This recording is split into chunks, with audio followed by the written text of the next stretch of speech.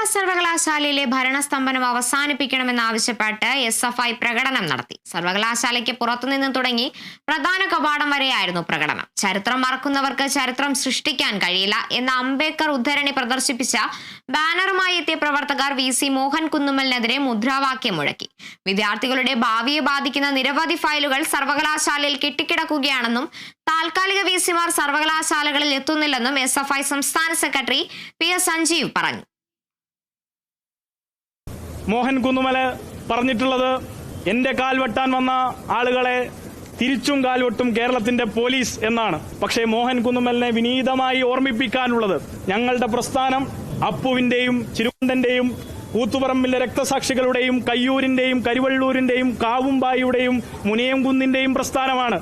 തൂക്കുമരത്തിലേറാനും ഞങ്ങൾക്ക് ഭയമില്ല എന്ന് സവിനയം നിങ്ങളെ ഓർമ്മിപ്പിക്കുകയാണ്. അതിന് ഞങ്ങൾക്ക് മടിയില്ല.